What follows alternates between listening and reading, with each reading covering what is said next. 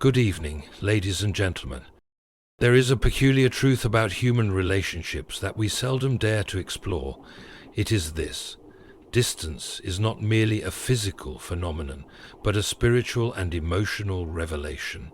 When you stop reaching out, what unfolds speaks volumes, not only about the other person, but about the depth and nature of the bond itself.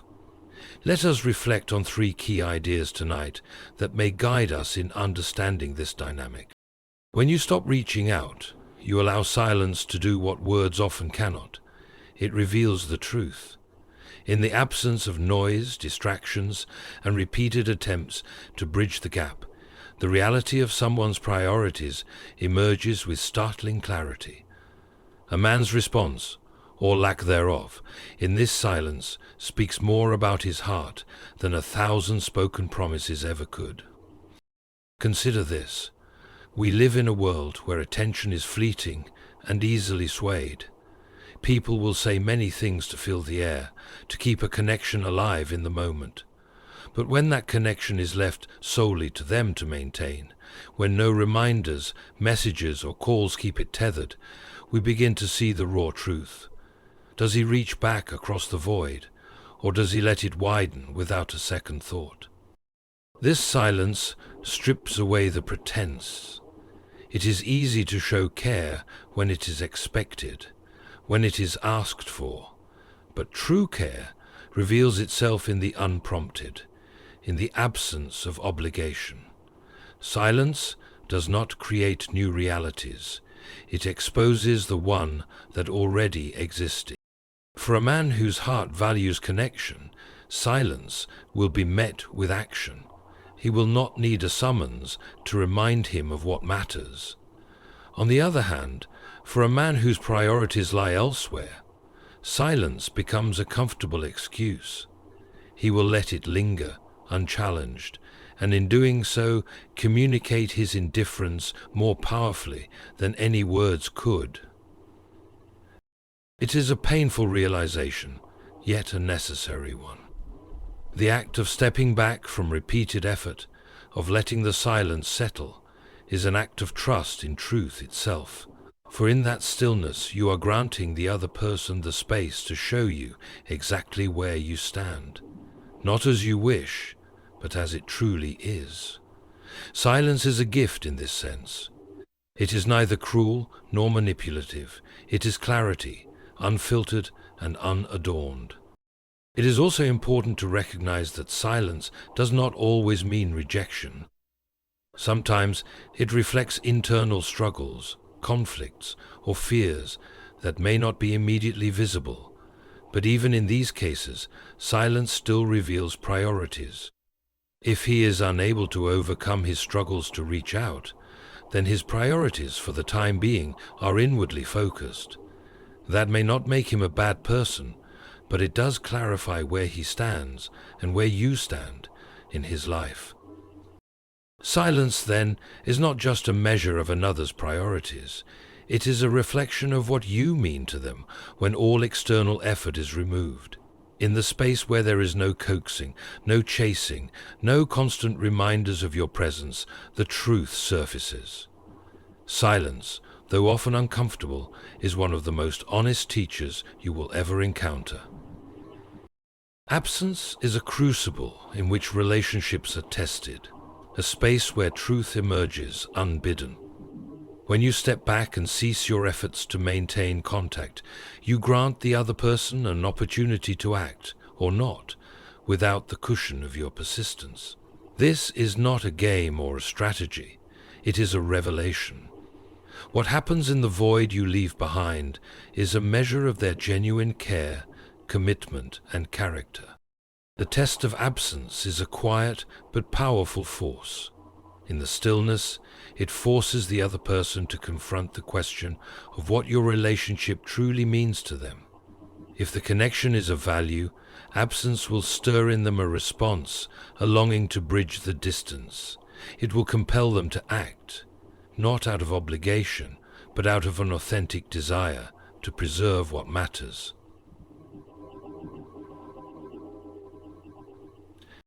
On the other hand, Absence can expose indifference. When your presence is no longer felt and no effort is made to re-establish the connection, it reveals a sobering truth. The relationship may have depended entirely on your initiative. The silence that fills the space is not mere emptiness, it is clarity, showing you where you stand in their list of priorities. Yet, this test is not always straightforward. Absence can also challenge a person in ways that are not immediately visible. For some, the space you create might provoke fear, doubt, or insecurity. They may hesitate to reach out, not because they do not care, but because they are uncertain of their place in your life or of how their efforts will be received. This is why absence requires discernment. It is not always a definitive verdict, but often a reflection of where the other person is in their personal journey. The test of absence is as much about patience as it is about observation. Time is a crucial component in revealing the depth of a relationship. A hurried judgment may misinterpret silence as neglect or distance as apathy. True connection, however, withstands the test of time and grows even in the soil of uncertainty. If the bond is genuine, it will find a way to re-emerge, even after a season of quiet. The bond is a genuine act of kinship, which is supported by commitment and resolution, provided by patience, supported by commitment and resilience. If the bond is genuine, it will find a way to re-emerge, even after a season of quiet. For the one who steps back, this test can be both liberating and unsettling. It forces you to confront your own fears of being forgotten or undervalued. It challenges you to trust in the authenticity of your connections and to let go of the need to control outcomes. In many ways, the test of absence is as much about self-discovery as it is about the other person's response. Absence creates a space where the weight of responsibility shifts. It is no longer yours to carry alone. It is a moment of reckoning, a chance to see if the relationship is built on a foundation of mutual effort, or if it has been propped up by your continual striving. The beauty of this test lies in its simplicity. There are no demands, no expectations, only the truth of what unfolds when you stop trying. Love, in its truest form, does not force itself upon another. It does not coerce, manipulate, or insist on its way. Instead, love extends an open hand, an invitation to connection, to trust, and to shared vulnerability. It does not demand reciprocation. It offers itself freely, waiting patiently to see if the invitation will be accepted. When you stop reaching out, when you no longer try to keep a connection alive by sheer effort, what remains is the purest test of love. It is not a test meant to prove worthiness or superiority, but one that reveals the nature of the bond itself. Does the other person choose to meet you in that open space? Or does your absence leave a void that they are unwilling to fill? Love cannot grow in the soil of obligation. It must be nurtured by choice, by mutual desire, and by the willingness of both parties to engage freely. When love demands, it risks becoming something less, something tainted by control or fear of loss. But when love invites, it creates a space where authenticity flourishes. It allows the other person to act out of genuine care, not out of a sense of duty or pressure. To invite rather than demand requires courage. It is a willingness to risk rejection, to confront the possibility that the other person may not choose to step forward when you step back. This is not weakness, it is strength. The strength to respect the freedom of the other person, even if their choice is not the one you hoped for.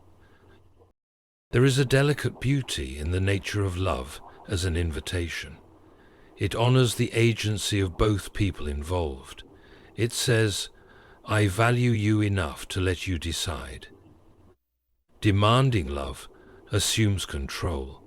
Inviting love assumes trust.